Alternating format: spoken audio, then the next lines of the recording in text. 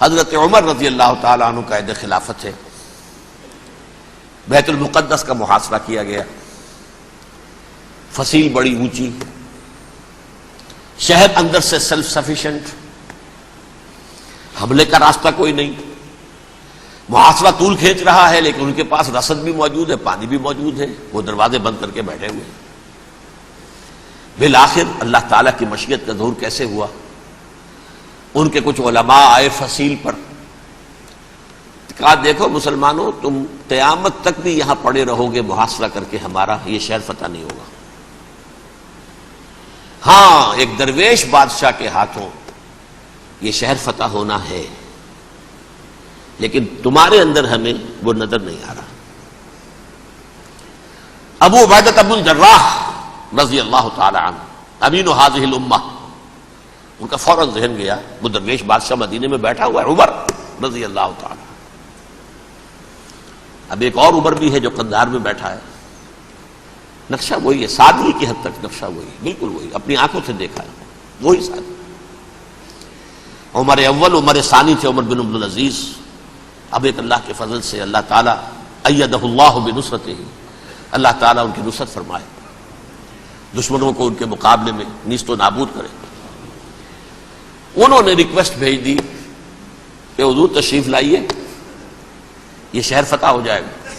وہ ہے سفر تاریخی، اتنا طویل سفر، تقریباً 700 میل، ایک اونٹ، ایک خادم، ایک منزل پہ امیر المومنین اوپر بیٹھے، خادم آگے چل رہا ہے، اگلی منزل پہ خادم اوپر بیٹھا ہے، امیر المومنین آگے جا رہا ہے۔ اور جب پہنچے ہیں تو وہ باری تھی خادم کی، انہوں نے ہاتھ جوڑ دیے، حضور خدا کے لیے تم کیا کہیں گے لوگ، وہ میرا برا حال کر دیں گے، تمہیں شرم نہیں آئی؟ امیر المومنین پیدل آگے چل رہے ہیں نکیل پکڑ کر، اور تم بیٹھے ہو اوپر براجمان ہو۔ حضرت عمر فرمایا الدور دورک، نہیں، باری تمہاری ہے، بیٹھ۔ اس حال میں پہنچے ہیں، اور پھر یہ کہ ابو عبیدہ بن الجراح آئے ہیں، استقبال کیا ہے تو دیکھا ہے اس حال میں چلے آ رہے ہیں، عمر نکیل پکڑے ہوئے چلے آ رہے ہیں، اور کہتے ہیں کہ کہیں کیچڑ ویچڑ تھا، جوتے خراب ہو گئے تھے، وہ بھی اتار کے ہاتھ میں پکڑے ہوئے، کپڑے تو تھے ہی پھٹے ہوئے۔ انہوں نے کہا بھی حضرت ابو عبیدہ نے، دیکھیے یہ بڑا متمدن ملک ہے، بڑا مہذب علاقہ ہے، یہ آپ ذرا حلیہ اپنا دوست فرما لیں تب جا کے پیش ہم آپ کو کریں گے۔ آپ نے فرمایا نحن قوم اعزنا اللہ بالاسلام، ہم وہ قوم ہیں جنہیں اللہ نے عزت دی ہے اسلام کے ذریعے سے، کپڑوں کے ذریعے سے نہیں، دولت کے ذریعے سے نہیں۔ اسی حال میں گئے ہیں، اوپر سے انہوں نے کھڑے ہو کر نشانیاں دیکھی ہیں، اپنی کتابیں کھولی، ہاں یہ وہی ہے، اچھا لو جی سرنڈر، شہر تمہارے ہاتھ میں۔